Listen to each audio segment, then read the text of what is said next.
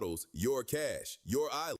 Valentine's just got better with Dreamy Florals, located at the Koi Building, Airport Road. This Valentine's, say I love you with our bouquets, balloon arrangements, roses with chocolates, and wine. We've got everything you need to celebrate this Valentine's Day. Visit us at the Koi Building at Airport Road today. Show your love with Dreamy Florals. Shop online at your convenience at stkitsnevisflorist.com. Call us at 766-9189. Place your order now and save big. This Valentine's, shop with Jimmy Florals. We deliver island-wide in St. Kitts and Nevis. If you need protection, you need one who you can trust. To secure your investment, you need one who'll do you just. TDC Insurance, you're the one that you can trust. TDC Insurance, you're always safe with us. TDC Insurance is your go-to insurance company for all your insurance needs. We take pride in offering you the best solutions and ensuring our customers are fully satisfied. TDC Insurance, we take good care of you, guaranteeing you peace of mind. You're always safe with us.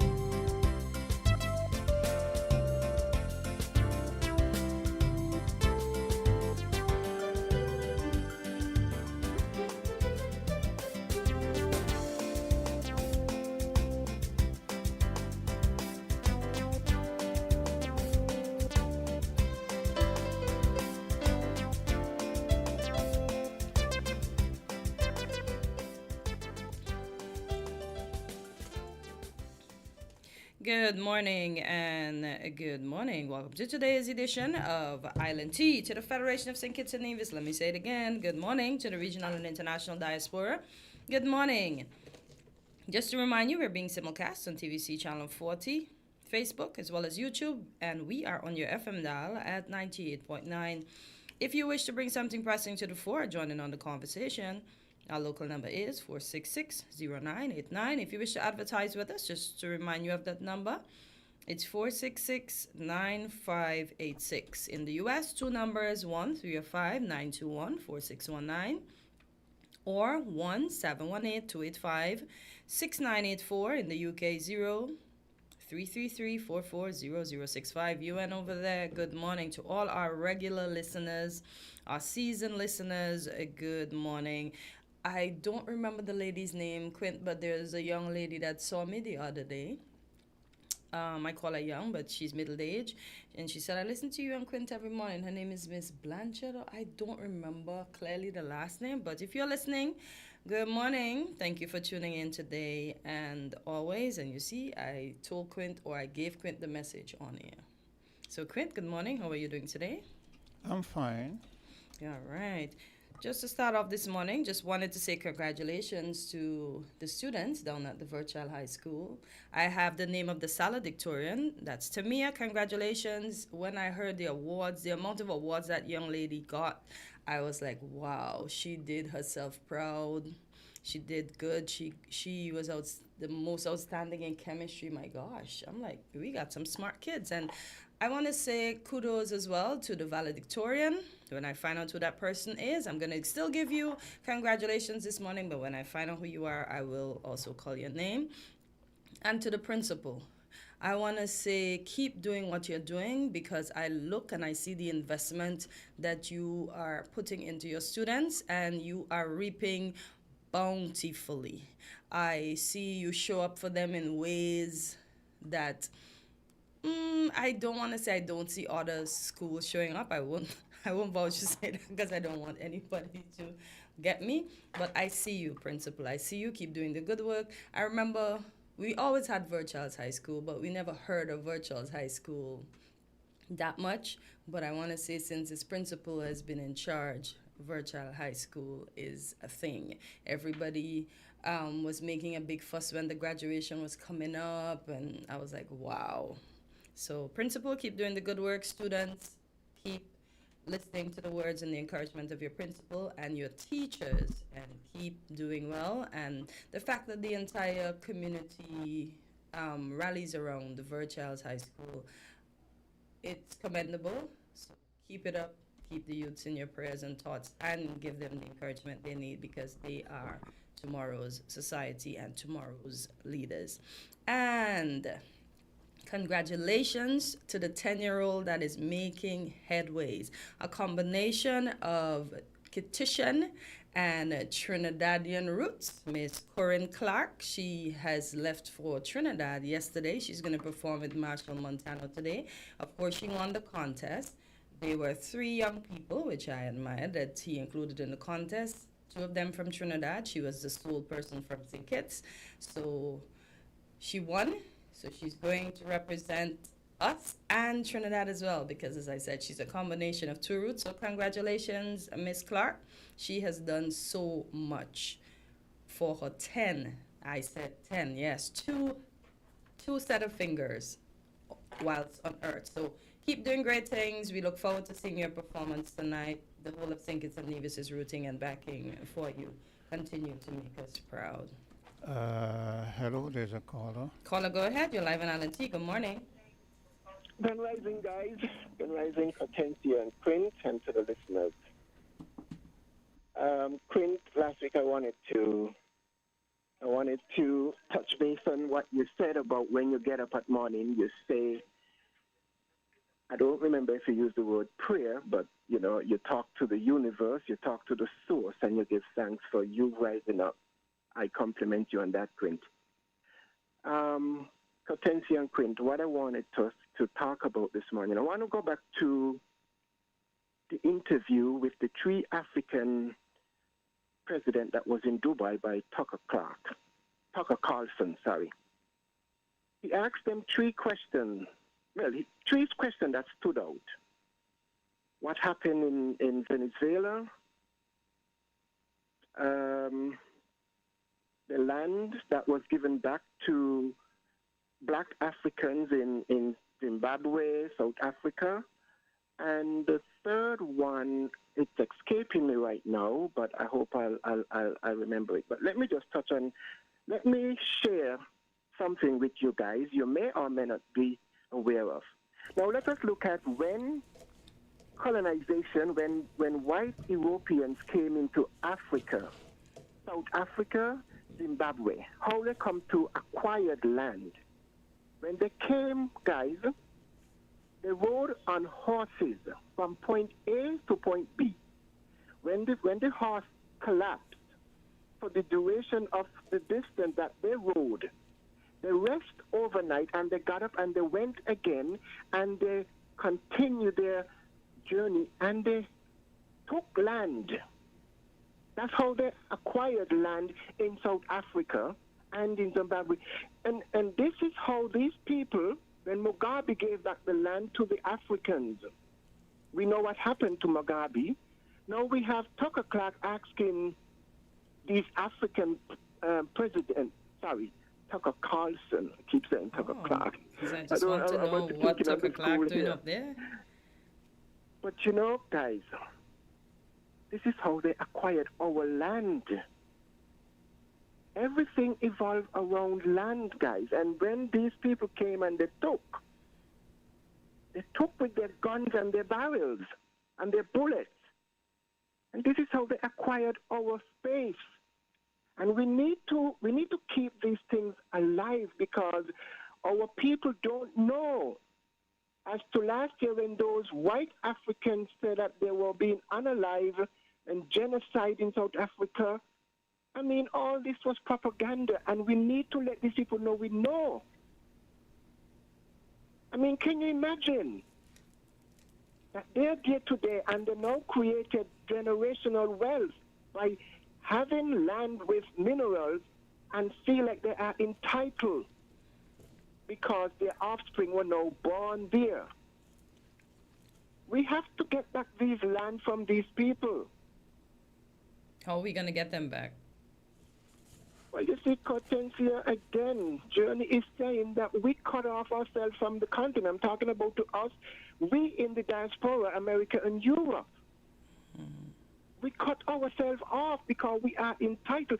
Just imagine this, Hortensia. We fly from the Caribbean to America, Europe, and Canada, if you will, because they have painted. We know what Europe and America look like. But what they showed us on Africa, a dark, poverty-stricken continent. That's what we grow up seeing, so we don't want to associate with that. We want to say, I have been to America. We need to change that frame of mind because we have a continent to build. Today, look at Europe and America, Hortensia. Look at the growth rate of the youth in Africa. Europe and America is dying, and this is why Journey is saying that Africa is the new earth. Africa is the present, the future for all Africans globally. When we unite and become knowledgeable of who we were in our space, the continent of Africa, we built kingdom and queendom while Europe was in caves. We go and visit Buckingham Palace. Where Buckingham Palace get their idea from the continent of Africa. So we need to be knowledgeable of who we were and what we have built. But look at us today. I am a Kititian, I'm a Jamaican, I'm an Antiguan, I'm a Guyanese, I'm a Bajan, we are so fragmented. But we are a collective, Hortensia. We are connected by blood, our DNA, the blood that runs through my veins and yours and Queen's. We are one people who were violated. All that was done to us.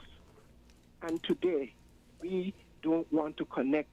And it's not that we don't want to connect, but before, weren't we all separated still, even when the Kalinagos lived in the Varian Islands?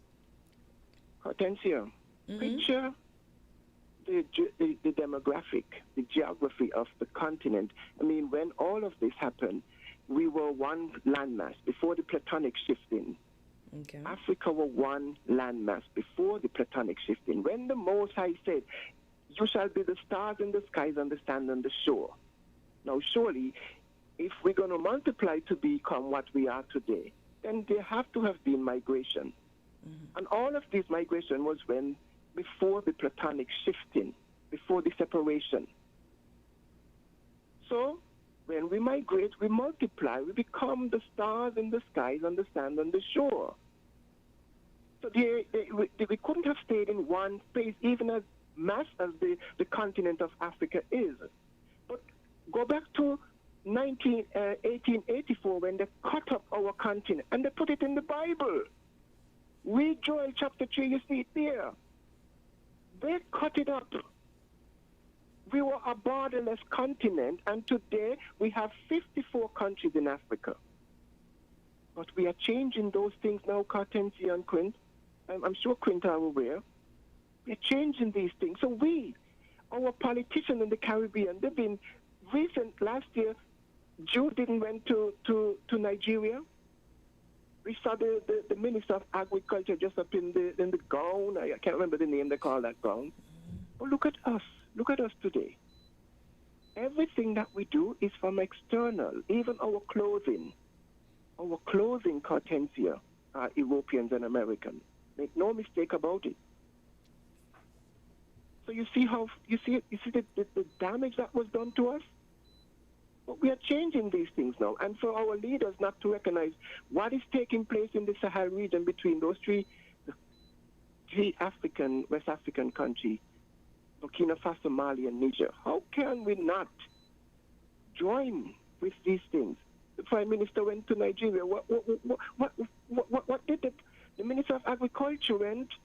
And we know that our agriculture produce now here in St. Kitts and Nevis, they're going into, you can't even find sugar apple, you can't find custard apple. So stop today in the market and papaya. What have become of our food? And yet they went there. So what they brought back for agriculture? What did the Minister of Agriculture brought back? He was in your studio the other day and didn't even want to take questions. I mean, come on, man. We got to wake up. I'm saying that the clarion call has been sounded. And guys, for those who think that I am not concerned about what is taking place here in St. Kitts and Nevis, I am concerned. Because we need to know the value of what we have. We say we have nothing. We have everything. Because what is on the continent belongs to us. We are entitled to it. And here we're going to go through semantics as to how are we going to get. Well, we didn't ask to come here. We were taken by force. And even if we were sold by our own.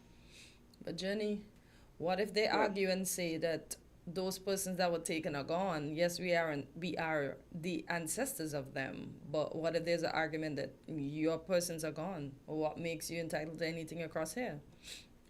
So I think some of us that were taken were of the best stock on the continent here in the Caribbean. My ancestors was taken from Ghana. I am from the Akan tribe.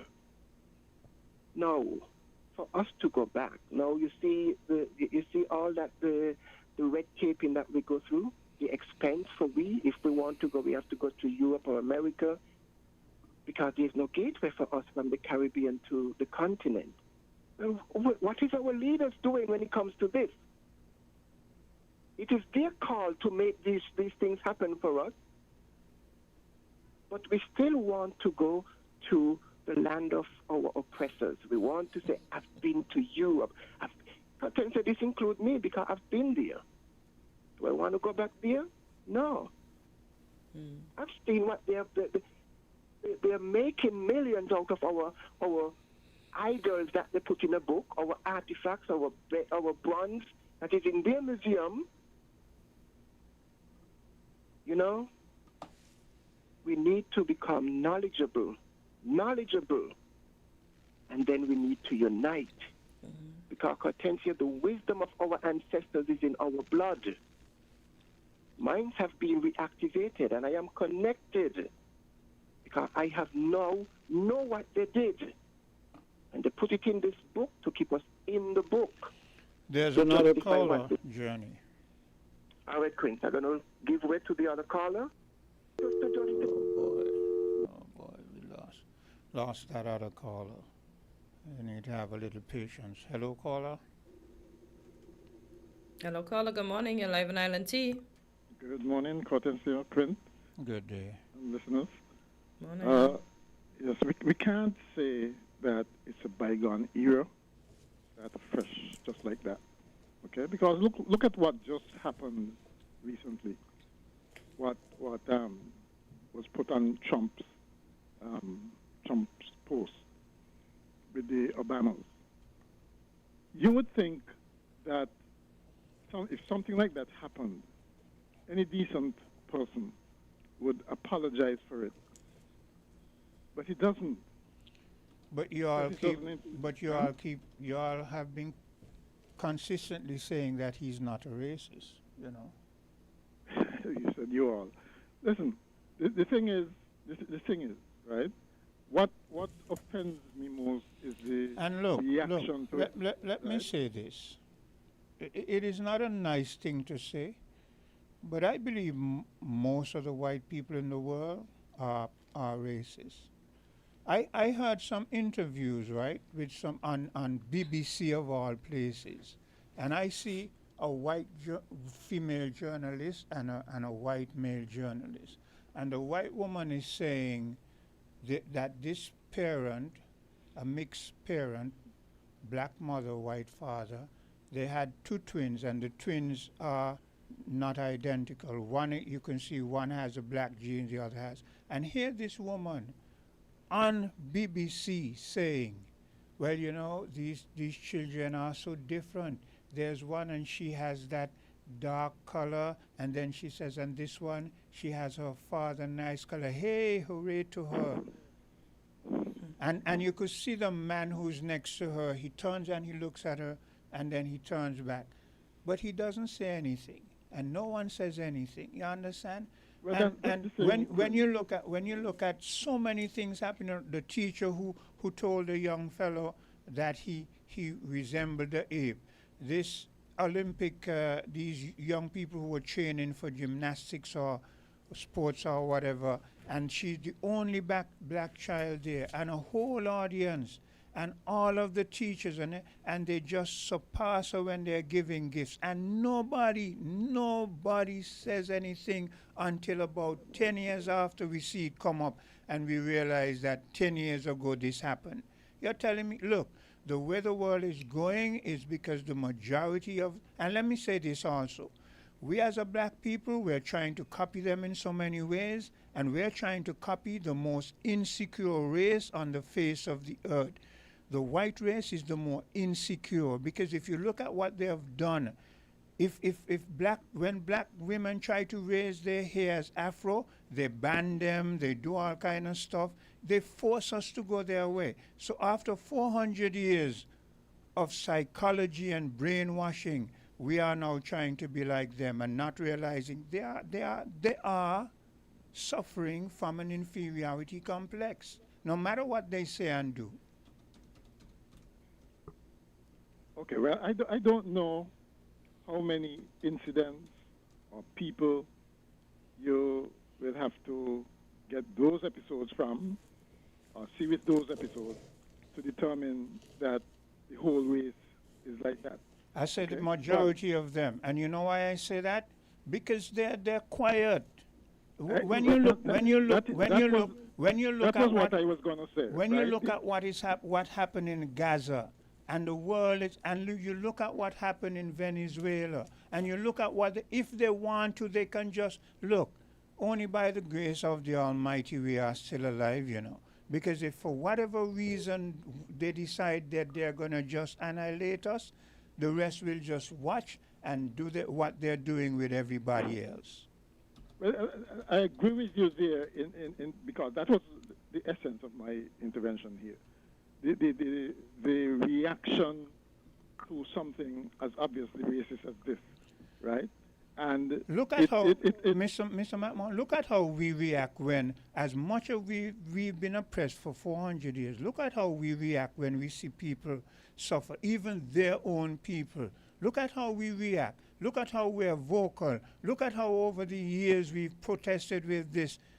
And they are just, as long as it doesn't affect them, the majority, I'm not saying all, but the majority, that's the way they are. Well, okay, but the thing is, right, I agree that the reaction is terrible. I mean, to me, there should have been more outrage, okay? And the silence is really, the silence in some quarters is particularly deafening. And the thing is, it took Republicans essentially to protest this for them to actually do something about it. In other words, it's like I said before, can't say it's a bygone era, because they keep pushing you, they keep testing you with these things, right? And what I don't like to, and by the way, we do it here as well, this thing about, oh well, everybody know who Trump is, you know, as if that excuses whatever the prevailing outrage is. I think that is disgusting, right? Wrong is wrong whenever it's done, and whoever does it. Everybody knows who Netanyahu is also. It's the same thing I'm telling you. And we Yeah, yeah, and but- whereas Journey would say, I listen to him, and whereas I don't disagree with him that we should keep a link with Africa, because that is what I often say. Until Africa is free and has total autonomy, we as black people anywhere in the world are. But we've got to hold on to what we've got here. Even though we didn't beg to come down here. If we don't be careful, they will take what we have, and then what we're gonna do? Go back over there to try to argue from when our foreparents' blood, sweat, and tears. That's what I'm saying. No. I honestly don't And- feel and we'll we- be received well. And we should also be careful of not stepping into the same thing when we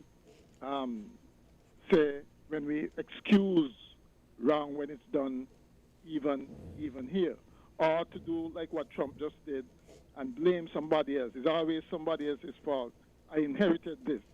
You know, there's that tendency. If something you know it's wrong, but you try to excuse it. Right? If you know it's wrong, then fix it. Don't say, well, they used to do it too, and that sort of thing. You realize that when Obama was president, right? When Obama was president of the United States of America, you see how Congress and the various politicians treated him, calling him boy, telling him he's lied to his face. And what did the Democrats do? The Democrats were just there quiet. So they are no different. Yeah, that's well, I wouldn't say they're no different, but they certainly bear responsibility in not calling out these things, because you see, like I said, it isn't the first time that something like this happened. It's not the second. They do it in so many different ways. To me, what has happened is that we as a people, we are so afraid. We're so afraid, we're even afraid to speak truth to power.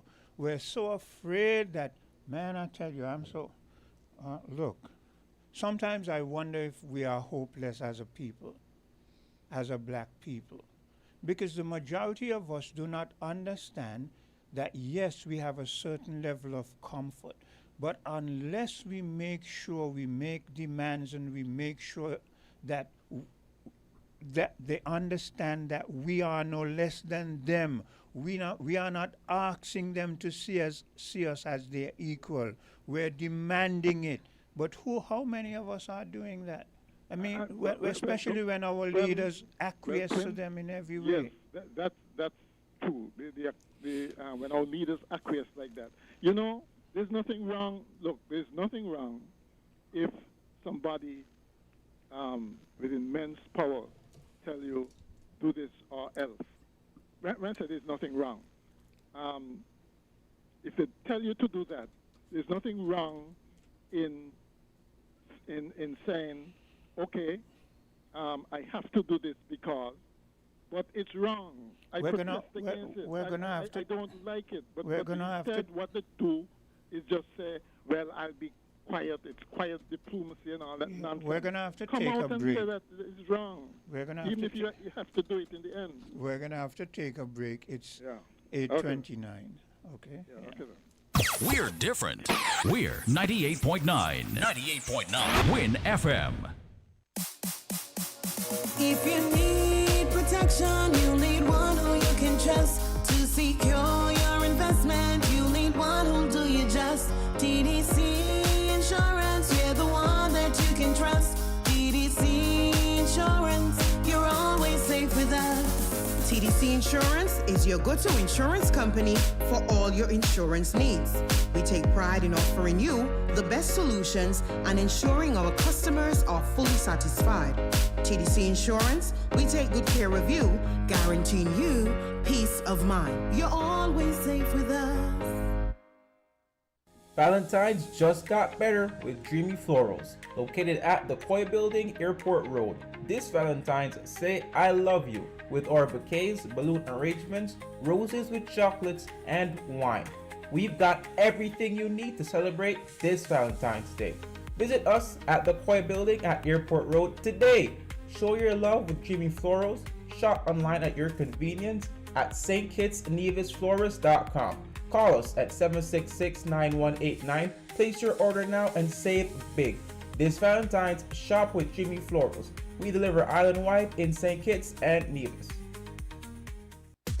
Come, build with us at Hostels Building and Nevis Centers. We don't just sell materials, we help you build your dreams. Whether it's a new home, a renovation, or a DIY project, we're here to make it happen. That's why we say, build with us. From foundation to finish, come to our stores where we have the best in building materials, hardware, tools, paints, expert advice, and more. Whatever you need, you can count on us. So if you're ready to get started, build with us. With Hostels Building and Nevis Centers, you're not just building a structure, you're building a future. Let us help you create something amazing. Dream with us, plan with us, grow with us, build with us. Come build with us at Hostels Building and Nevis Centers today. Build with us at Hostels.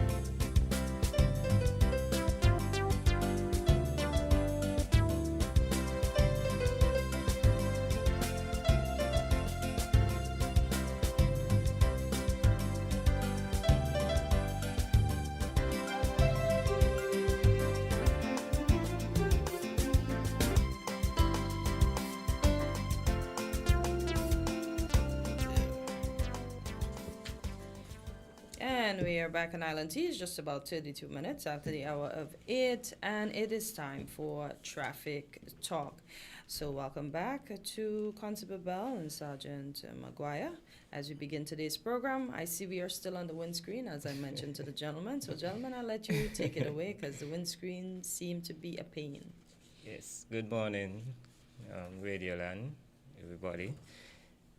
We have a number of topics to cover, but time don't permit us to really cover all the topics properly. And the windscreen is a real big topic. And as I explained to you last week, with the absence of the sergeant, he was out doing a VCP, and a vehicle was actually taken into police custody. So I want to remind the public that it's not that you wait until you're going to license your vehicle. Then you come and ask for the exemption for the broken windscreen, because as we stated, that waiver or that grace period would have expired on the 31st of December 2025. So there's no more grace period for broken windscreens. So persons who are driving and claim that last year they got their vehicle licensed and passed the inspection with that broken windscreen, it was because we gave a grace period until the ending of the year. The year starts, so we start enforcement now. Okay? Last week, someone called, they complained, oh, we got a ticket for the broken windscreen and my vehicle was still impounded. Now, the law covers us for that. I would reach on that a little later. However, we have the approval from the licensing authority with the exemption for damaged windscreens. I have it here. I gave you a copy, right? Yeah. Yes. I'm just going to read it out for the public so they can understand the guidelines, and then I will be a little more detailed when it comes to detaining vehicles, the powers that the police have in detaining vehicles. Guidelines for damaged windscreen exemptions. These guidelines outline the procedure to be followed when dealing with vehicles with damaged windscreens. The primary objective is to ensure road safety while allowing limited, controlled exemption in exceptional cases.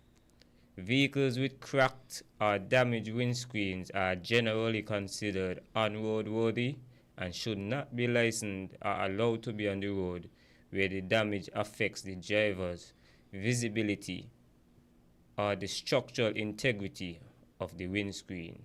As a rule, such vehicles should fail inspection.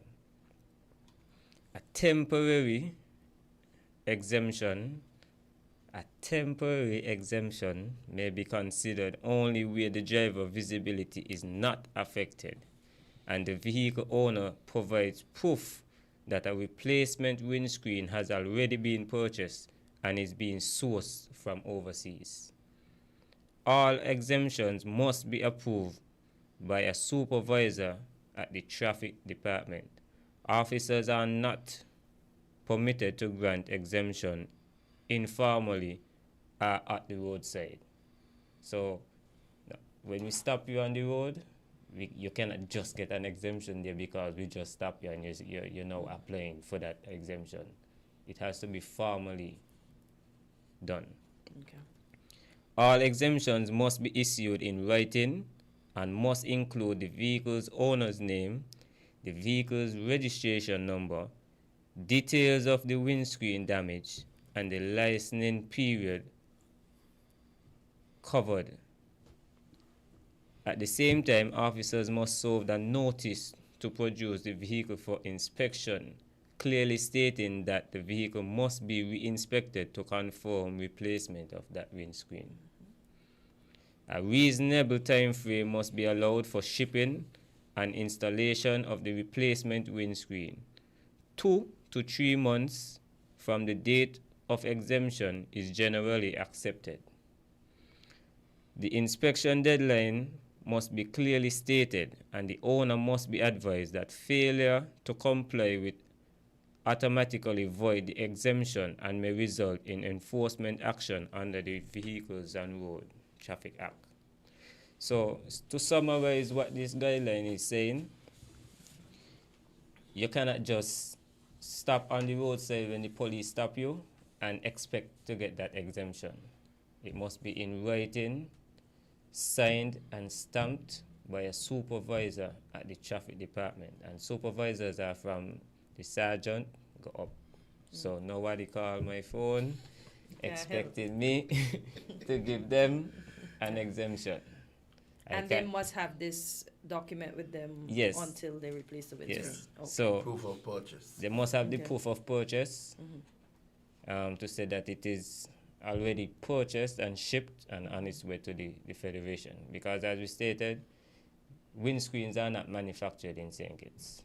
And even if you go to try to get the plexiglass or whatever, we will not accept that because it reduces the proper visibility of the driver, especially in a time like this where the place is a bit chilly. You may get a lot of fog, you know, and the wipers must be functional on that replacement. So we recommend the proper windscreens, not what we call a MacGyver. Okay? Yeah, a temporary fix. Yes.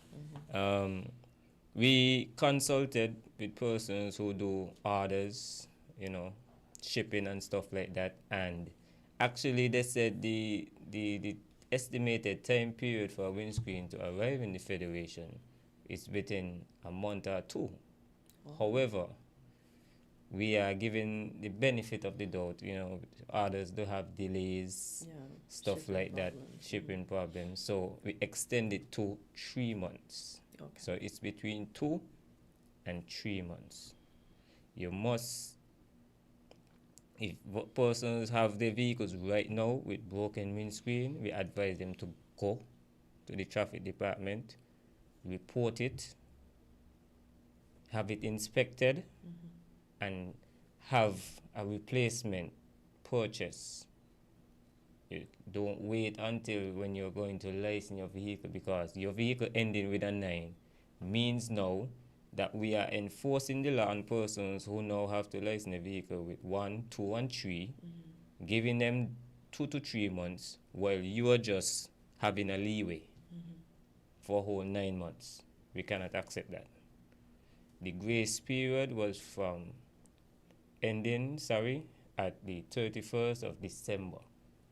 So I don't want persons to get misunderstand. That they have until September. They misunderstand that they have until when they are going to license the vehicle. It's important to note too that contents here that the proof of purchase is the guide that determines the time that we give for the inspection.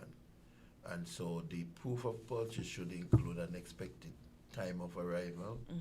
And so we will take into consideration that period and also some time to have it fit in, because when they bring the vehicle for inspection, it must come with the replaced windscreen. That is just to show that they have complied and the vehicle is now in compliance with the law. So Bell will talk about the authority in terms of, because people question what authority does the police have to impound the vehicle because of damaged windscreen. Okay. Yes. So forth. Yes. So on the windscreen also, we have lots of issues: the crack, the tint, and the graphics that persons are putting on the windscreen. Now, one, if your vehicle is not compliant with the law, Section 76 of the Vehicles and Road Traffic Act gives the police authority to impound your vehicle. And I will read it. Because persons complain, hey, I get a ticket, and because me take off the ticket, the tint off my vehicle, the police impound my vehicle. I got a ticket and they still impound my vehicle. Whether it's for tint, broken windscreen, or whatever offense they would have committed. Now, sometimes you give persons ticket continuously. I may stop one person 6 times in 1 month for dark tinted windscreen. All they do, they take the ticket, they pay the ticket, but the vehicles still remain committing the offense. Now, when we find persons that are being malicious like that, we exercise the law to the full extent. Okay? 76.1, it shall be lawful for any member of the police force to stop any vehicle on the road with a view to ascertain whether such vehicle is being used in contravention of this act or any regulation. In the event of any vehicle being used on the road in such manner, such member of the police force may take the vehicle or cause it to be taken into any police station for further examination, or to be detained until the vehicle or the driver can be identified and the violation be corrected, as the case may be. So now, if you get a ticket for tint and you decide, hey, I don't get the ticket for the tint, I'm not taking off the tint, we can impound your vehicle, because it's like we are allowing you to continue committing the offense. The sergeant impounded a vehicle the other day with the broken windscreen. And it's the same thing. Yes, you get a ticket, but allowing you to continue use that vehicle on the road serves no purpose to what we just gave you the ticket. It's like we are saying, well, go on and continue committing the offense. And now we still get bash from the public, because they're gonna be like, oh, you're targeting us because my windscreen crack. Every time you see me, you want to stop me and give me a ticket. The police is within his right, because you are still committing an offense. Could the police take off the tints when they stop the individuals, or that's against the law? When we issue the ticket, they are supposed to remove the tint. But can you, the police, physically take it off? No, we don't do that. Practice that, because persons try we to don't file want to be accused complaints of any for damaging properties and stuff like that. So we allow them to do that. that. Yes, and we find And that, if they don't do it, they can be arrested for obstruction. Yeah. Obstructing you, yeah. yes, we find a lot of persons, they try to be difficult. I'm gonna get somebody to come and take off the thing for me. Fine. But the person gonna come to the police impound and take off the thing for you because you're not gonna continue using that vehicle. Okay. So it's either you call the person on the scene and the police is not gonna stop there and wait all day with you, hoping that somebody come there because the police have work to do. Yes. And it's important to note too, that because some people say, well, it's not my vehicle. But the law speaks to the person committing the offense at the time. So it doesn't matter if you are not the owner of the vehicle, you are the driver You're in of control. the vehicle at the time when the offense is being So committed. the person that was driving that vehicle at that time have to pay that ticket and not the said owner of the vehicle. Yes. Right. Okay. Yeah. Got So you. they're the one in It's control only of the it's vehicle. only when that driver, like for example, well, because you issue ticket personally, it's almost unlikely that you don't have the driver. But in the event of a parking violation, for example, then the driver under the law is obligated. If the driver is not known, the owner is supposed to let the police know who was had the the driver at the okay. time. And if they refuse, then Then that, the owner that, becomes liable. they will assume that responsibility. Okay. Yes. Yes, because, sometimes people may lend a friend a vehicle. The friend don't have a license, but the police didn't catch that person driving, but the vehicle is parked. Yeah. So when you call the owner now and you tell them whatever, sometimes the owner don't want to tell you who the driver was, so they accept the responsibility. No, that's on them. All right. Caller, go ahead for the officers. Good morning. Potencia, good morning. Good morning. And good morning to the good police them there this morning. Morning. Potencia, I have a problem, When a police see people,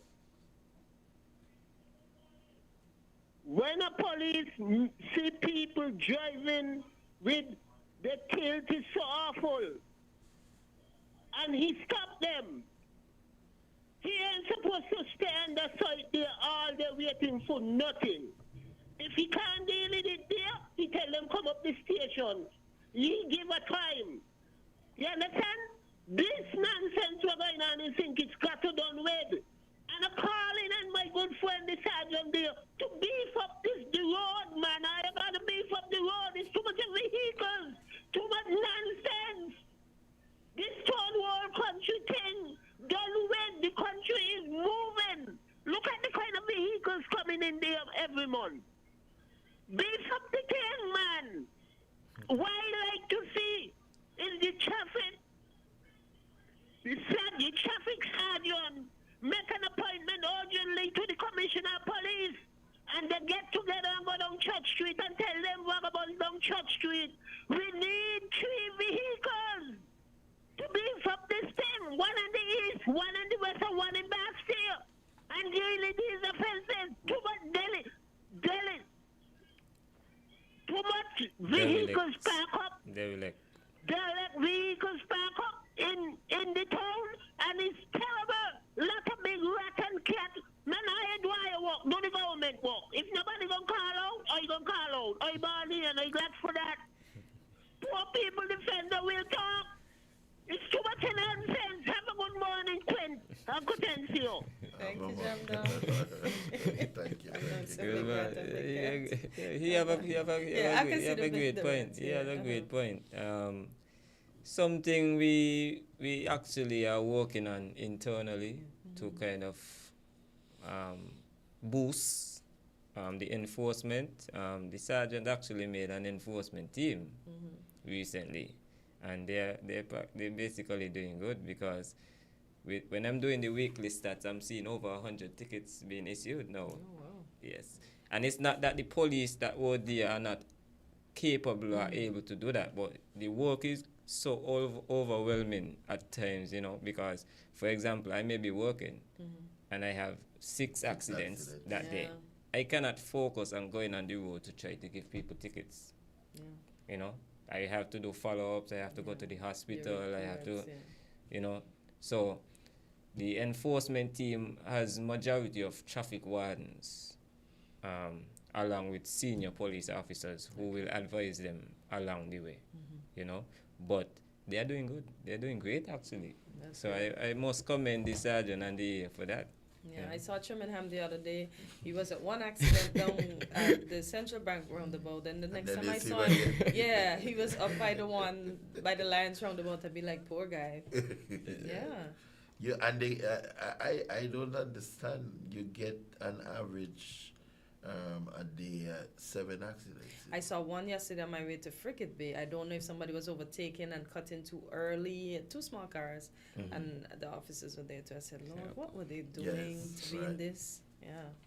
Yes, I don't understand. the next problem we have is an increase of persons driving and don't have any license. But why are they just taking up people's car? People You just spoke allowing them to about go with the the car. international license already? I didn't go into depth with Right. it, but you could more speak Right. on that. Well, what we find becoming prevalent, and we recognize that there are some rental companies who are not doing who issue temporary driver's license, and they are not doing the due diligence in terms of either conforming with traffic, but these persons who we would have come across, they are renting cars from rental companies. It's a case where persons are coming with international driver's permit and figure that can authorize them to drive, so they don't need to have a license to drive. And so international driver's permit is not recognized in our law. Our law is specific to having a driver's license, local driver's license, either a permanent license or a temporary driver's license if you're visiting. Permanent license is if you're residing or you're a citizen. You have a permanent license. Or it's And so- OECS member. Right. If it's OECS member territory, because it's considered one member state, one state. So then if you come from an OECS territory, you don't have to get a local driver's license. Once your local license is valid, then you can just drive. It's the same thing for us going to other OECS territory. You don't have to get a driver's permit. And so I want to really send a very clear message, especially to the rental companies that are just recognizing the international driver's permit, and that is illegal.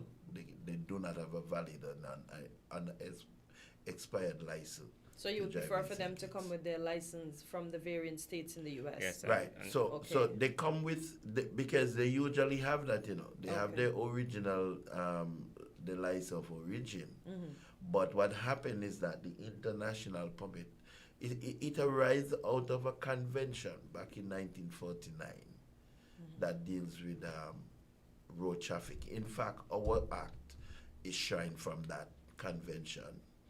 But interestingly, the legislators at the time, they did not put in to the act the recognition of an international driver's permit. Okay. Right. Got So once you have an international driver's permit, that is not acceptable. You will still have to get a local driver's permit. Permit, okay. Yes. Caller, go ahead for the officers. Good morning. Yes, good morning. Greetings to everybody in Jesus Christ's name. Morning. Now, why, good morning. Now, why an international license permit is not recognized like how, let's say, one from America is recognized? Yeah, I would just like to know why. Thank you. Well, I just explained it, Carlo. I just explained it. That our law does not recognize it. In our law is specific to having a driver's license, a local driver's license. Our law doesn't recognize any other license for that matter. That is why you will have to get a temporary driver's license when you come to St. Kitts. So not even Americans can come and drive automatically. So nobody other than OECS countries can come from their country and their original license and just continue to drive. Only the OECS, not the Only CARICOM. the OECS, not even persons from CARICOM. So only OECS. Only OECS territories. Fortunately, our license permit us to drive overseas without getting a permit in certain majority of the places. In some places. So you can go to the States and drive with your Sinkers license? Yes. And do not obtain a temporary permit? Yes, you have to inquire which state it is, but it's only for a short period. Some is 6 months, some is 3 months, some is And as 1 you month. mentioned, we just didn't add that in our law back then. No. But they probably have it in their law. Okay. Yes. Caller, go ahead. Good morning for the officers. Yes, it's me again. I think I was misunderstood. No, you could use an American license to get a temporary license here, right? Yes. That is recognized. Yes. But you cannot use an international license to get a temporary license here. No, an international permit. An international permit. When they come here, they're getting a local permit from us for either 3 months or 1 year. So it's the same thing. So they're trying to get the international license and saying that when they come to the federation, they don't have to come and obtain our local permit. A slight correction, Bell, is that the permit, because the permit is a license, right? And so what happens is that in the U.S., someone who come from the state is similar to our system, that they can go. They have a place where you can go, you buy an international permit, and that authorizes you to drive. Yes. But that is not recognized here locally. By our laws. Right? And so you are given a temporary driver's license in the case of a visitor based on the validity of your original driver's license. Yes. So anybody that comes with a temporary permit, they cannot get 3 months permit. No. They have to come with their original driver's license. Okay, I just want to make it clear for those listeners. Indians, anybody that come to the traffic department with their license, their original license from their country, and they obtain that temporary. And that license has to be authenticated too. Yes, and valid.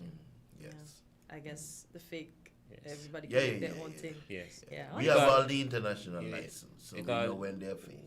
Yes, because we realize a lot of persons are printing their own IDs and stuff like even in America for them to get into the clubs and they're doing it properly. So we have to be very careful when they come from overseas with their license to make sure that they are valid. Okay, Caller, you got your question answered? It's clear now? I think he's Oh, he left? Okay, well, I hope it's clearer now. Okay.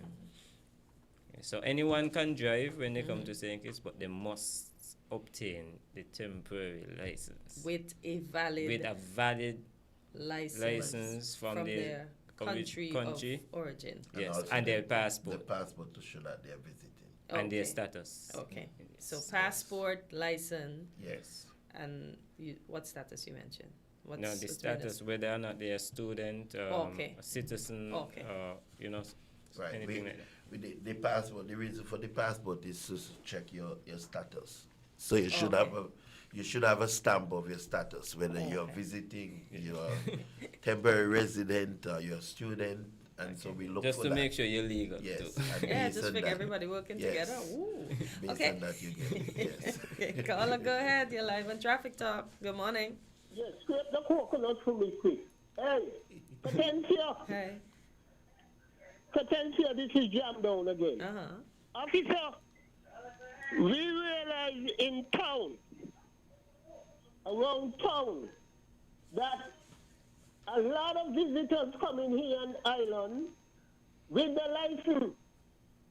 And I'm glad to hear that I know some of these licenses fake, especially people from the mainland India. A lot of fake, elsewhere too.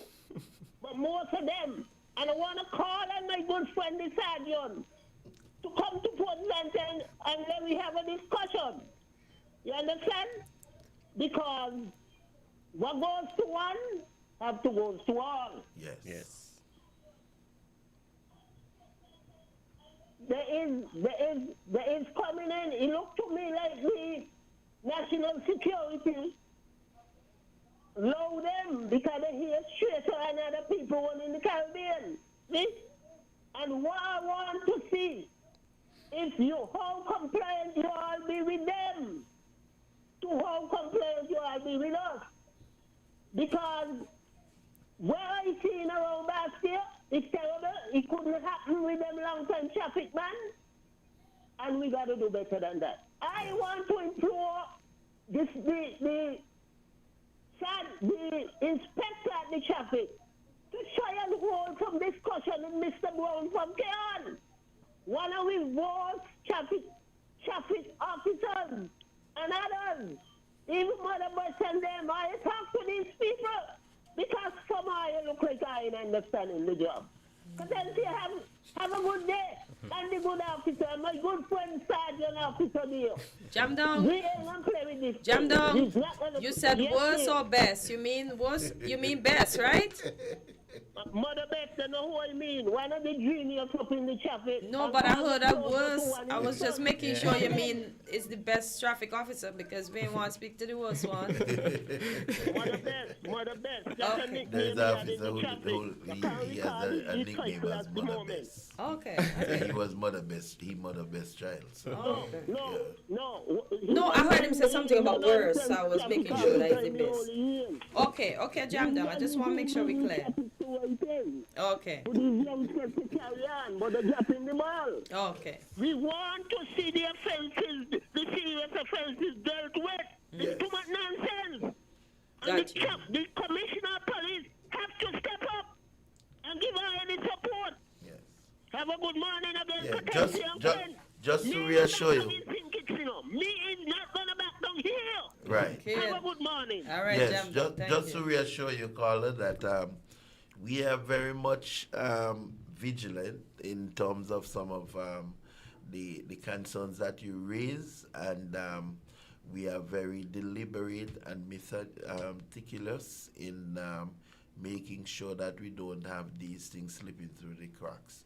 So even with the CBI citizenship, when it comes to the license, that there is always due diligence with the international license. We make sure that they meet the standard, because like anything else, it has the certain what do you call it, the different elements that you will look for to prove its authenticity. Yeah. So we usually do that. Yeah. All right. Anything to add before we close off? We touched everything.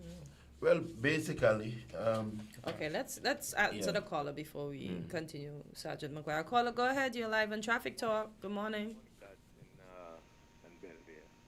Listen, I've asked this question before and I didn't get an answer. I want to ask it again. Particularly with Sergeant. The roads that run east to west between Wrigley Avenue and Millionaire Street, are they public access roads? Are they regular roads? Because they are ever locked, impassable by all kinds of things, particularly vehicles. In other words, I want to know if it's a case where the roads are supposed to be free to drivers to move from east to west and west to east between Wrigley Avenue and Millionaire Street. Why are those roads always blocked so that no other vehicle can pass? Could you shed some light on that, please? Thank you. Okay, I heard the caller and the caller was really highlighting the small streets up at the village that runs east to west.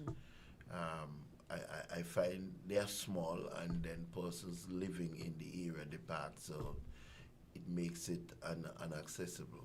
So the caller was asking if that's supposed to happen or not. It's something we will have to look at and make an assessment. I believe that happens because those streets, they are so minor in use, but they are supposed to be, all streets are supposed to be free of traffic flow, free from obstruction in relation to traffic flow. So we will have to look at it, pay some attention to it, and see if what the caller is highlighting really need to adjust immediately in terms of with regards to parking. I don't know if he's suggesting that these streets are being congested by abandoned vehicles or operational vehicles. So that is something we will have to look at. Okay. Yes. Yeah. But to add to that, fix one problem, you're going to create an next. You know, the derelict vehicles, we surely can adjust those because they're not moving, they're not in motion. If something needs to pass, we cannot call somebody and say, hey, Move your vehicle, can you please. move your vehicle? But majority, we are aware of the roads. Majority of the roads, they are the persons living in the area who seem to be living good amongst each other because no one calls us to complain about these roads to say, well, my neighbor park up in front of my gate or anything like that. And you would see like 5 vehicles parked on that road, but it's persons who are living in that area. So when they want to maneuver, they maneuver properly. But in terms of persons who are fixing vehicles and, having all these derelict vehicles in the road, because we had that problem also. We had to go down there with tow truck and dumpster bin and all kind of stuff to get a lot of bikes and stuff out of the road. We actually had to get somebody relocate their workshop from in that area. So the derelict vehicles, yes, we can adjust that, but in terms of the residents, it would be a kind of strain on them, especially moving them from there for them to go and park other places where may really cause the obstruction. Okay. Caller, go ahead for the officers. You're live in Traffic Talk. Good morning. Because I had to come back again to say something to that young officer. You hear? People ain't calling you because they're fed up. They're fed up. Police in, police out. Faces in at the traffic, out of the traffic. Resign. It's the same thing. People fed up. When are you see deal with it? If I am going and a call and I see the offensive deal with it. People fed up for calling you all. So don't say them kind of things that nobody calling you. It ain't that they don't want. They're fed up. I heard them talk. I go in constituency and see people is fed up. It's too much derelict vehicles on the road. And then since when Donnelly deal, lot of chat. Oh, I went there and I deal with it. And that done. It's a continual thing. There's a lot of vehicles coming in the country. Well, I can't see that. If people on the road could see that, I can't see that. People have been talking. That's why I will call on the commissioner to support you all. You have a good 2 or 3 months to deal with that. Come on, man. Have a good morning again, Potencia. That's why we love you, That's why poor people love you and WinFM. You all give us a voice. Not the national radio station telling us what to say and want to tell us what to say. But they want to play with me, think it's, Have a good morning again.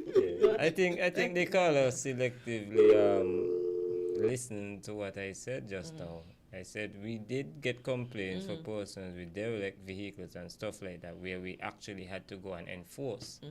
But in certain areas in the village area, the Millionaire Street area, we have persons, residents who are comfortable with each other parking in the area where there is no obstruction for each person. Even if someone is behind a vehicle and they need to pass, they know how to maneuver, so they do not call where, sometimes we came here in the area recently and we were talking about persons being courteous, the neighbors to be courteous with each other. Now, we don't get much complaint about persons blocking someone from moving in the Millionaire Street, even though, yes, we said all roads are supposed to be not obstructed, free of obstruction. We still have to be a little lenient with the person because moving them from there is where are we going to put them? To create That's the next problem. Okay, caller, go ahead for the officers. You're live in Traffic Talk. Good morning. Yes, good morning, Potencia. Good morning, officers. With respect Good morning. to all the listeners. I agree with part of what Jam Down said. People are fed up. When you all are being called, you all are not showing up on time or you all don't show up at all. But that is on the traffic. Okay? Let me criticize police in general. As you all might know my voice, and I've been asking questions. Mr. Welcome, we're over time, okay? So, let me just put this in quick. Summarize as quickly as you can for the officers. Police in general are not responding to a call when they are being called to investigate and to assess a situation that they are being called for, and they have fallen short. And there need to be some reshuffling of the police in general. But I agree with what Jamdown said. Okay? Thank you. I'm not going to take up any more time. All right. Thank you for your consideration. You want me to answer that question? Which one? With the fire? Yeah, because sometimes even here, leaving out of this street right here by Convent where I park to go up, I have to be very careful because as people look at my vehicle, I swear they think it's a monster how big the front is. So I have to maneuver through cars right there parked on this side and that side. So I'm squeezing in to get out eventually at the top. But even with some of those small roads, even though the width may permit the truck being parallel in that road, for it to maneuver to get through those roads, it would be very hard for a fire truck and stuff like that. So even if there is no vehicle, it may be difficult for the fire trucks to reach through there also. But however, it's, as we say, it's not any excuse. All roads must be free of obstruction. So should all roads allow for parking on both sides? No, it's not possible because some of the roads are how the roads are small. constructed. Right, so even though if parking on one side may be accommodated, but there must always be a free passage for traffic. Yeah, because as I said, sometimes you're going up there and it's both sides, so you Right, have to be very careful because Yeah. I ain't paying for nothing and I want nobody to scratch me either. Yeah, contents here, I think we cover what we wanted to cover today. We want to continue with, because we recognize that there are some things that are happening where people who have vehicles that are unserviceable and they buy them and so I want to talk about, we will be speaking about the operational policies as to how you deal with that, transfer a vehicle that is unserviceable from one owner to the other in terms of the requirements that needed to be done. And also we have been seeing. Yeah. Yes, we are wrapping up. You're wrapping up. Yes. That's for the next program. Yes, we are been seeing some cases where persons, companies and so on, they may not have the proper authority to sell a company vehicle, to transfer a company vehicle. So we think that these operational procedures are important for the general public so that they can know how to apply themselves. So we'll cover that on our next program. All Yes. right. So thank you, officers, as Yes, usual, and thanks. have a great morning. Yes, Okay, all thanks. right, thanks. We're different. We're 98.9. 98.9. Win FM. If you need protection, you need one who you can trust to secure your investment. You need one who'll do you just. TDC Insurance, you're the one that you can trust. TDC Insurance, you're always safe with us. TDC Insurance is your go-to insurance company for all your insurance needs. We take pride in offering you the best solutions and ensuring our customers are fully satisfied. TDC Insurance, we take good care of you, guaranteeing you peace of mind. You're always safe with us. Valentine's just got better with Dreamy Florals, located at the Koi Building, Airport Road. This Valentine's, say I love you with our bouquets, balloon arrangements, roses with chocolates, and wine. We've got everything you need to celebrate this Valentine's Day. Visit us at the Koi Building at Airport Road today. Show your love with Dreamy Florals. Shop online at your convenience at stkitsnevisflorist.com. Call us at 766-9189. Place your order now and save big. This Valentine's, shop with Jimmy Florals. We deliver island-wide in St. Kitts and Nevis. Don't throw those bottles away. Turn them into money today. Vitamalt bottles equal cash in your pocket. It's super easy. Just take those empty Vitamalt bottles to any Cara Brewery distribution truck or any drinks depot in St. Kitts and Nevis. We're keeping our beautiful Twin Island paradise clean. Vitamalt bottles equal cash back. Keep it clean. Keep it green. Vitamalt bottle returns. Your bottles, your cash, your island.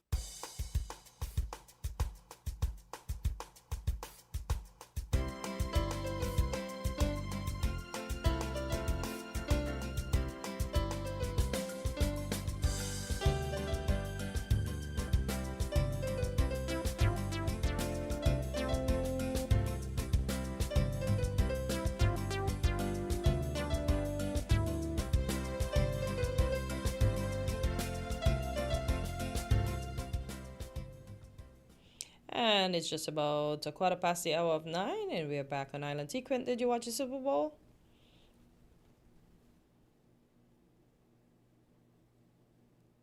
Quint? You don't have on your headset. Sorry about that. I was asking you if you watched the Super Bowl. I didn't realize you didn't have on your headset. No, I don't Okay. even remember the Super Bowl. Oh, okay. We have a caller. Morning, guys. Good morning. How are you doing this morning? I'm good. I woke up late this morning, I tell you. At least you got How some are you rest. guys That's this good. morning? We're okay. We're okay. I got up late. I don't know if anybody calling to say how wonderful our flag looked at on Big Bunny. You mean on the performance? Show. Huh? On the performance? Yes. Yeah, it was nice to see I all the dare flags. to say we have the best looking flag. Oh, wow. You go on with your We bad just self. stands out. Why was our flag there? I think whatever song he was singing, I think it pertained to the Caribbean, to our side of the Caribbean. Oh. That's from what I understand of the song. Who was singing? Bad Bunny. Bad Bunny. Bad Bunny. Not Big Bunny. Don't. Bad Bunny. Bad Bunny. Yeah, he's from Puerto Rico. He's the first Latin artist to win a Grammy. But in the end, did you see the slogan that says, so I was wondering if he was talking about all the nations that make up the U.S. too. Because almost everybody from the world lives in the U.S., you know. So I don't know. I don't know. I don't understand Spanish, but from what the song looked like, he was he had practically all the our side of the world flag there. Yeah, so. all the Caribbean islands were there. Right. And Latin America, as you rightfully say, yeah. Okay, well, I understand now that you said it was Bad Bunny, because he would want to represent his proximity. So yeah. So well, the review Trump gave him, I tell you. Cleo, did you know? Did the president went to the Super Bowl this year after he got booed last year? It seemed like he went, but it seemed like he stayed home and watched very carefully. Oh my God! Okay, because somebody was asking me if he went. I said I was gonna Google afterwards because I didn't look at it. I don't watch the game, but I just found the snippets of stuff on Facebook. Okay. But the quantity he gave him, I tell you, how it was the worst halftime show. It must, because it had something to do with what's happening. Right, but he gonna say that because he didn't want him to be the performer in the first place. He don't like him. How could you not like people just because they're people? As long as you don't praise him. Well, we know this one don't need you don't need a real excuse, just your pigmentation and where you're from. Oh wow! Trump tells the Post he's skipping the Super Bowl, slams halftime performers, as you said, Bad Bunny and Green Day. I am anti them. Exactly. He's not afraid to tell them. You have another caller. Oh boy. You see the thing where they have going around what he do with Michelle and Obama? Why I tell you. No, I hear people talking about that, but I haven't seen it yet. I have to go look for that. Yeah, the audacity, I tell you, but some people came out with some meme of his that's even worse, I tell you. Boy, help us. God help us all. I'll let somebody else come in. Yeah. All right. Caller, go ahead. You're live in Island Tea. Good morning. Yeah. Good morning, man. Good morning. Yeah, great performance by Bad Bunny. It seems like the theme of this presentation was signifying, Caribbean unity. Mm-hmm. I looked a little bit deeper because he was in the sugarcane fields. Yeah. It possibly showed that, you know how we migrated to Dominican Republic and to Cuba and also to Puerto Rico. Remember, they have a big St. Kitts Nevis community there too. Mm-hmm. So it signifies a lot of things, man. I was even looking at the electric poles when I saw it this morning because it's just glimpse. Because mornings I'm preparing for work, but I was wondering what was the significance of the electric poles and the transformers and all of that amongst the cane fields. Because you notice Yeah, that. and look at the symbolism. Mm-hmm. You see that house the ladies was dancing in front of? Mm-hmm. That pink house? Mm-hmm. Yeah, man. Look like one of them houses back in St. Nevis. Yeah, the vintage. Very symbolic. Yeah. It's very symbolic, and it shows the Caribbean unity, man. And it addresses the immigration policies and stuff like that in America. And that's what I think That's what too. Trump. Yeah. That's what hit him hard to Trump. He did. I don't know why he's so obsessed with this guy. He says But that. Bad Bunny. Let me hold on. Go ahead. He says, wait. You have another caller waiting too. Go ahead, Bill. And imagine. You have another caller. Yeah, no problem. Yeah, but imagine, right? Imagine that, but Bad Bunny's place of birth and all that type of stuff, citizenship and everything's coming up into play. Mm-hmm. These people, man, they're gonna keep their foot on top of us, man. The Caribbean people, the black and brown people. But great performance by Bad Bunny, mm-hmm. and it was really refreshing to see that St. Nevis flag, right in the front of the performance. And two things that I want to say sideline. One, I seen a report that some Haitian ladies were decapitated on that Dominican Republic border. Ooh. And I believe there was some type of deportees from Puerto Rico. And the Winter Olympics is going on right now. And the Haitian people were forced to take two St. Louis's image off of their jerseys. Those are two other things I want to mention, and I'll leave it there and let somebody else speak. Thanks a lot. All right. Caller, go ahead. Yes. Good morning. And I just wanted to finish up a point that I made earlier. And, those two things that Burl just mentioned, again, it shows the continuing, continuing oppression. But I was going to say, the reason why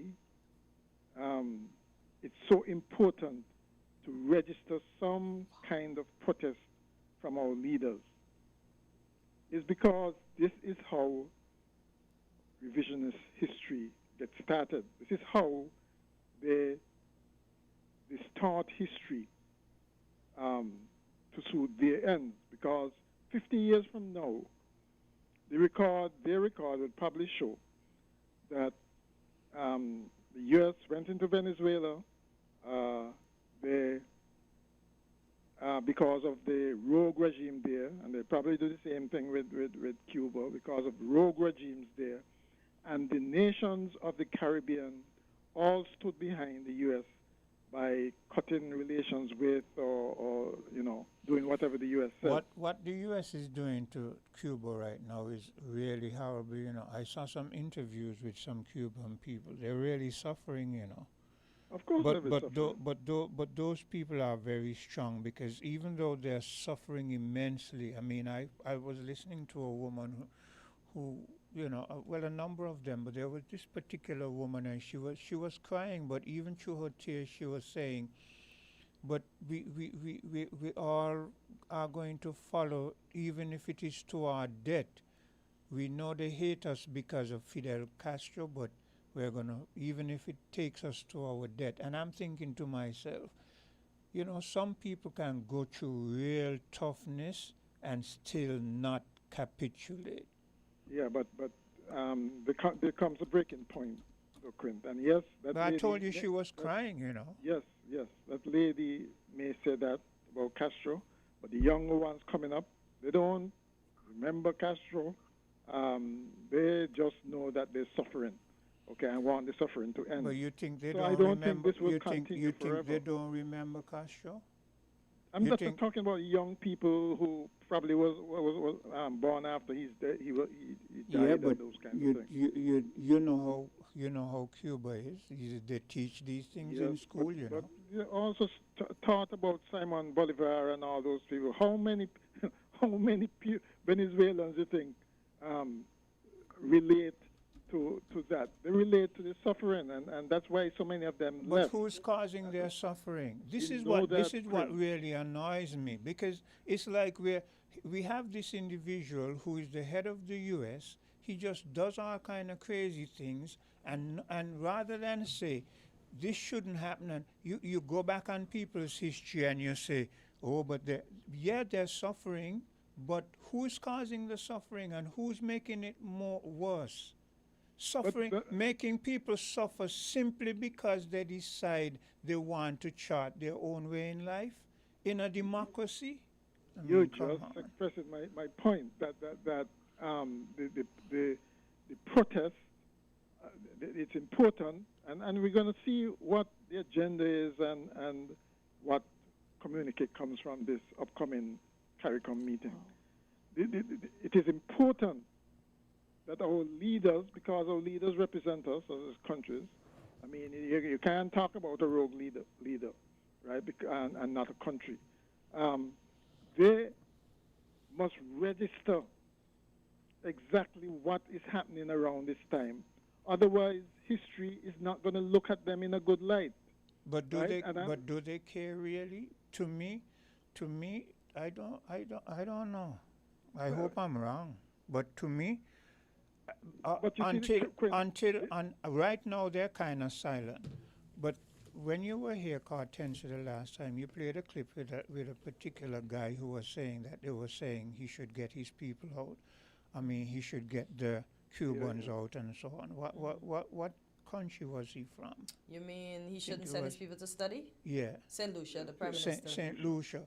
Ever since the U.S. gave that sort of, retort to what he said, everybody is quiet because...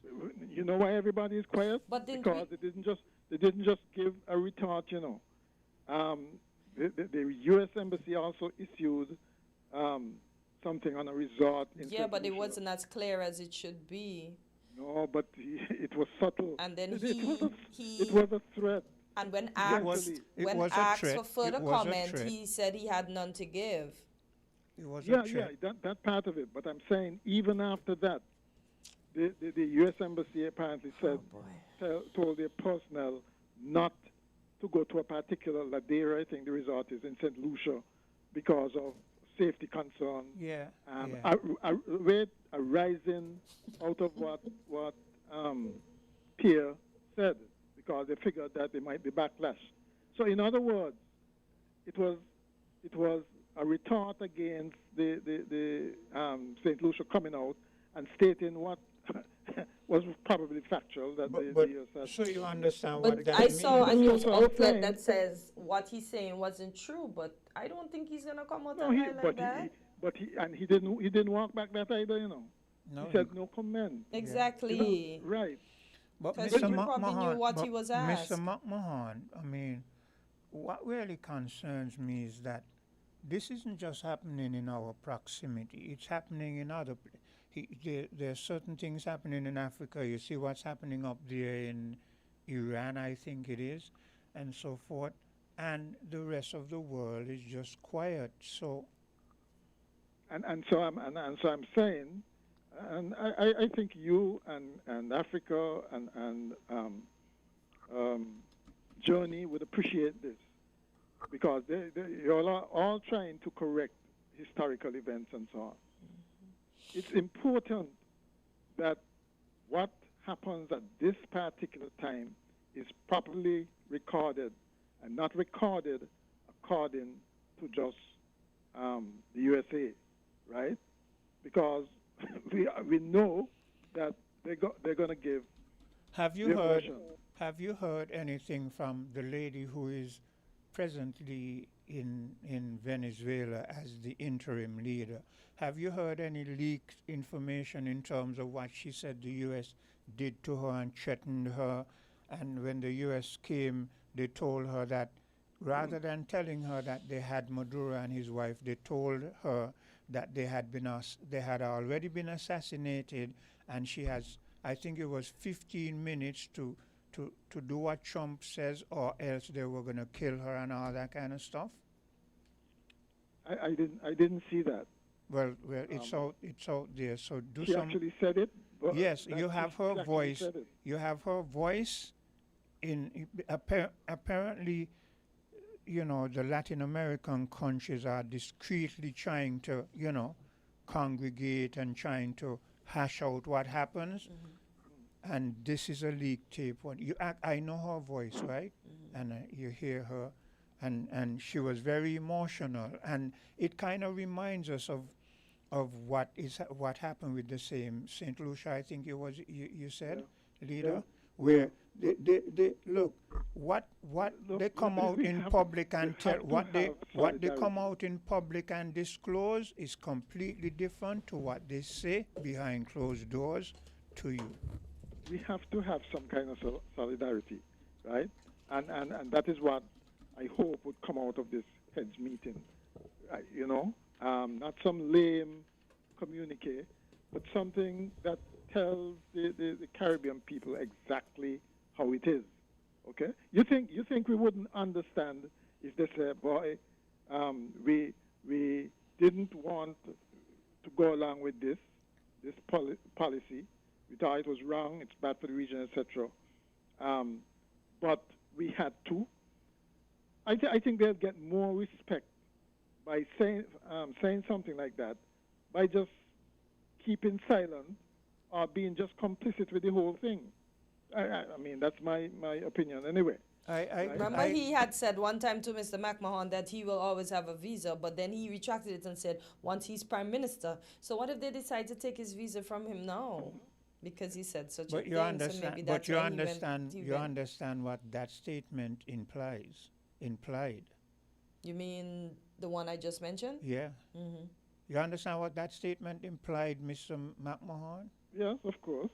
So in a sense, even though we feel kind of sorry for him, it's still kind of good for him, though. Oh, Lord. Well, you see, no, that again is a version that you see it play out in Cuba, because what you described in Cuba with the suffering there and so on, and the people really feeling it, just 90 miles away, there are Cubans there who want that to happen. Yeah, that's true. Madness. Yes, Cubans. Yeah. Okay? And so if you don't have some kind of unity, solidarity, and so on, this is what is going to happen. And when you have, as is the current president of the United States, who don't seem to have any, he seems completely immoral to me, right? He don't have no sense of what's right and what's wrong and what's just. And he determines his own morality. You're gonna have his morality is determined by finances. All of what he's doing is about finances, Yeah. He wants all of us in the Caribbean to capitulate, and he wants to be able to get whatever he wants from our region whenever he wants it, and especially from places like Venezuela and Guyana and any place that has oil and minerals. Anything that have rich things. Yeah. Well, any that have minerals and so on. But in terms of the smaller islands, we don't have anything that they want, really. No, but he wants. So it would seem that it's just mean-spiritedness. Yeah. Why they come after us. Yeah. It's so small. In the grand scheme of things, we're nothing. But yet we are under this pressure. That's why it's a morality of their own choosing. It's nothing that they really have to do, but just listen. You don't know your place, okay? That's it. Oh, Mr. McMahon, I found something here, right? It doesn't give a date, but it says, as of February 2026, the U.S. Embassy has issued a security alert restricting U.S. government employees, specific, from staying at a specific prominent resort near Soufrière. Right. Reported by some sources to be in the area of the Ladera Resort. Excuse me. The warning cites safety risks related to crime and concern about emergency response in that area. I do not understand why my voice seemed to go, but I'm going to go straight down to the context. It says the warning comes amid heightened scrutiny of safety in certain parts of St. Lucia and followed a diplomatic exchange regarding a medical training program. Yeah. So you see the quandary. You see the quandary we find ourselves in, and this is why I said from the very beginning. I mean, no matter. Let me tell you, the more our leaders, as you're suggesting, Mr. McMahon, the more our leaders are quiet, is more pressure going to be put on us, you know. Of course, because it works. I mean, it obviously works. They keep us shut up, right? So that's what I'm saying. Yes, you're going to eventually have to acquiesce because obviously if you take away our correspondent banking privileges and so on, and obviously if they squeeze us with even more visa restrictions. But you understand. We're concerned about visa. What if they stop sending the containers? Because we need to be fed. You understand, Mr. McMahon. If they redirect the cruise ships. You understand, Mr. McMahon. All of this is coming from the loving United States of America, the bastion of democracy in the Western world. Yes. Okay. Yes. But one can say it's only because of who is at the helm at the moment. One might say with the next person that's going to take the helm, it might be better. But that's the hope. Yeah. That's the hope, eh? But I'll tell you something. The remember the State Department operates something like a civil service too. Eh? Yes, the leadership changes and so on with the. Morning again, guys. Yeah. Good day. Changes with a different administration, but the State Department as a whole has a culture, and to think that things would just automatically change if there's a change of president, because foreign policy, generally speaking, was less a problem, an issue for most Americans. You know, they're more inward looking, generally speaking, right? And don't relate what happens in foreign policy to food on their table. Go ahead, Cleo. No, I was just listening to the last statement what Cartencia read, right? Now look at it. It's like, you see, no matter what you do, even if you want to comply, if they want to bring you down, they set things like that. Because here now it's like they're sending out a warning, making it look like they're so bad and you're in such danger if you go there. So what do you do? Or maybe because even if you comply. But maybe they didn't like the fact that he put it out there. Exactly. So it's like a retaliation thing that continues. But then it will get out eventually, though, because when the students can't get scholarships, they're gonna come out and talk against the government. When is enough is enough. Boy. I mean, at some point, the Caribbean have to stand up and decide. Look, we can't just sit back and say, oh, if we don't comply, oh, we're not gonna. They're gonna take away this from us. They're gonna take away that from us. What are you gonna do? Will you fall your hand up and die? You better fight. Cleo, one thing I noticed our leaders are quick to say. Watch what they are going to say when they come out. Whatever they say, they're going to make sure that all of them almost in unison are going to say, remember, the United States is our friend. And that's what this vlog. But in reality, are you their friend? Are you slave master? These guys as friend. Are you friend? They're not really your friend. Because to want to bring your country down, to want to destroy your country, because then they're like little children can't have their way on a playground, can't turn you and twist you. Are they your friend? And you know, one of the main reasons why he's doing that is because he wants to deter not only he doesn't want us to deal with our neighbor Cuba. He doesn't want us to deal with anybody but the U.S. Don't deal with China. Don't deal with anybody but the U.S. But which is foolish, because when you say don't send your students to Cuba, is America gonna let the Caribbean children come to study for free? You know how expensive college is up here. But you have college kids who are born in America can't even pay their college. I saw a documentary where persons from the U.S. went to Cuba to study, and their bond was they have to go back and work in the marginalized communities in the U.S. So there are students that study in Cuba from the U.S. I don't know if they've stopped it since, but I saw a documentary like that. Been, and there are a lot of American people go down to Cuba for medical care because Cuba has some of the best health care and doctors and so forth in the world. But you know, when you go to Cuba now, you put that on your application, be it for ESTA or visa. You know, you had to answer plenty questions when time comes. Well, a lot of those Americans, they don't care, you know. That's for the Americans, but I meant for us. Yeah, but I'm speaking about the Americans. Oh, I'm okay. speaking about. Yeah, but there were sanctions even on Americans. Remember, you couldn't But go Beyonce to Cuba. went there. Did Beyonce get a sanction? Cultural.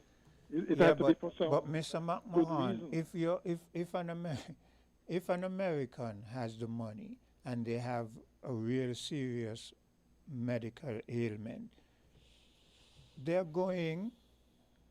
No one is. They're not studying with anyone. It's your life, you know. Yeah, yes, but you had to have special permission if you're American to travel to Cuba at one point. I think Obama might have loosened it, but I don't know if they reinstated those kinds of. He had loosened it, and, So- and I so- think they've so- since So reinstated. even it was even against Americans. Yeah, but what I'm saying is Americans are not following those laws when it comes to their health. People will do what they have to do. I But you hear know, you. One thing which I found was so foolish in terms of so many leaders, not just in the Caribbean, so many leaders. This idea that the way to deal with Trump is to go through his ego, butter him up, you know, give him all kinds of compliments, you know, and But he look at will look at eventually the come around. And look- that was so stupid. I mean, look they at- should know. Look at the history, Mr. McMahon, of the people who buttered him up. People who were in his cabinet, people who were supposed to be his friends, people who were supposed to be his advisors. And you see what happened to their career? Yeah, but these were foreign leaders who thought somehow their intelligence told them that this is how to deal with Trump. And as you just said, you bet that they're going to say they're going to refer to the U.S. as our friend up north, big friend up north, kind of thing. You know, it's still that sense of, well, butter them up. And that does not work, not with the U.S. But Mr. McMahon, Listen and laugh. like you just said, that do not work. Don't they watch and see what, even in people that is surrounding him, if they only disagree with one thing, That's what he I was turn on just them. That's what Quint referred to. That is what I was suggesting. See the lady that fought for him when the black lady had to call her after she disrespected her, Marjorie Green Taylor. You see he don't like her anymore. Exactly. She's number one enemy now. Yeah, he doesn't like her anymore. Trump just deals with power, raw power. Okay, don't talk about no butting. He'll take your awards and all your compliments and grin and laugh with you and so on. But he is going to do what he wants to do. As you said, a lot of it is comes from a financial standpoint. What is in it for the U.S. Or from a point of view of just raw power. I will do this because I can. You know. Did you hear how he manhandled the French leader in that forum When they had the meeting? Yeah. You hear how he rolled over him about medicine and I mean, come on, man. This man has look how he lectures. Look how he lectures Europe about the immigration and so on. Yeah. You know, and the thing is, right? Again, some people are saying, well, it's just Trump. After he leaves, he's only there for a few more years. After he leaves, everything's going to be back to normal. I think he's making sure that things will never go back to normal. Right? Because he's creating, he's wreaking havoc. Yeah, because they're gonna have a lot to clean up. I mean, he's on a rampage here where now he wants to turn Penn Station into. He wants to change everything to Trump. He wants to put his name on everything. Trying to destroy the Kennedy Center, everything. But let me read this thing, and it's from the New York Post, where he said for the two performances that he didn't like, which is Bad Bunny and recently announced Bad Bunny and Green Day, He said, and I quote, "I'm anti them. I think it's a terrible choice. All it does is sow hatred. Terrible," Trump said. What do y'all think about that? That's ironic. How are they sowing hatred? Tell me. And When he all Bad display Bunny was doing hatred every was, day. you see, how do we say Make pot it make calling kettle sense. black? Oh boy. That's more than calling kettle black. Make it make sense. That's why nobody take him seriously. Out of this world, you know. But what do you do? Like I said, it's very important that as a region we show our displeasure at what is taking place. And yes, we can't do anything about it, okay? Because we don't have no military, right? We don't have no important resources that they want, okay, as a region, generally speaking. And so, acquiesce, yes, it is acquiescing, but at least you register some protest. You're at least showing some kind of resistance. You know, that's better to me. In the final analysis, in terms of the historical record, it's better to say that you're doing it under duress than to just take it or seem to be complicit with it. To me, that's better. Okay? Yeah, but Mr. McMahon, they're not even brave enough to say that they have to do things under duress. That's you. Yeah. They're not even brave enough to do that. Because they realize what happened in the St. Lucia case is an example, you know.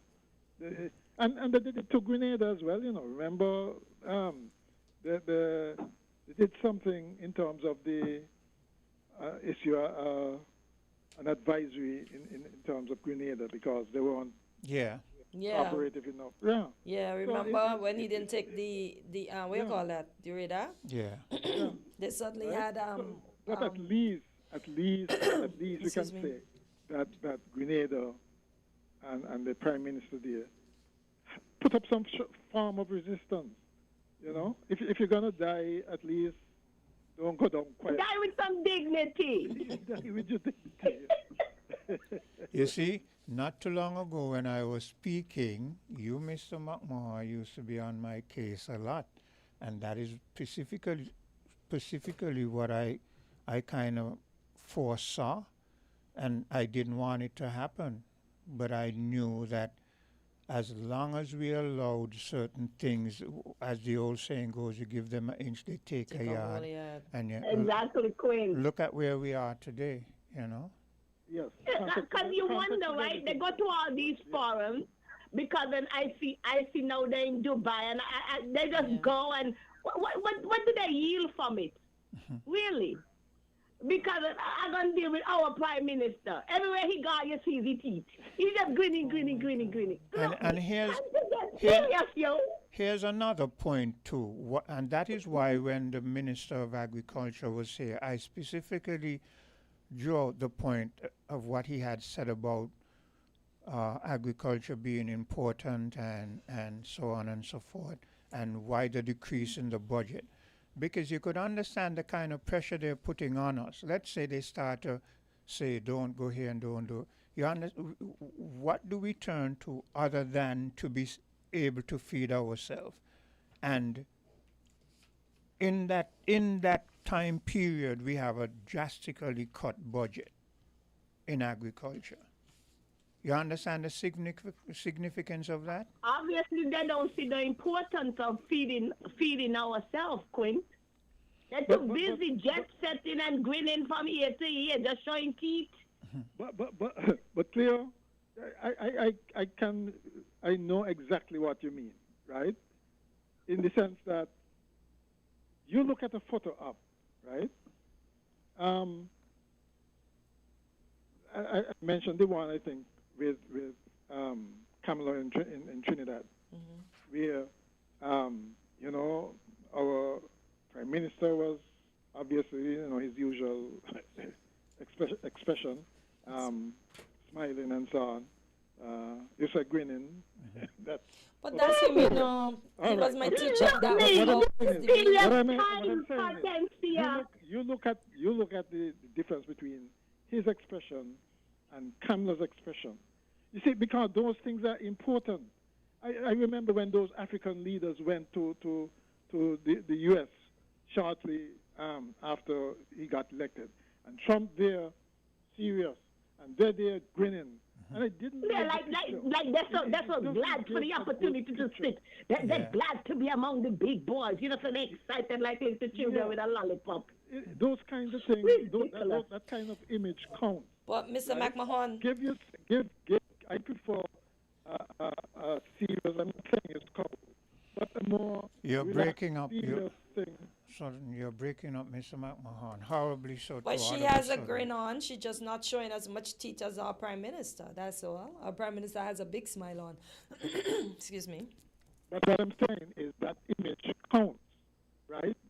You want to me, you should give. Mr. McMahon, you're breaking up really bad. Yeah. And it wasn't happening before, so. Yeah. Okay. Well, I'll leave it there. Yeah. Since you can't hear me well. Yeah. Okay. You take care. Cleo.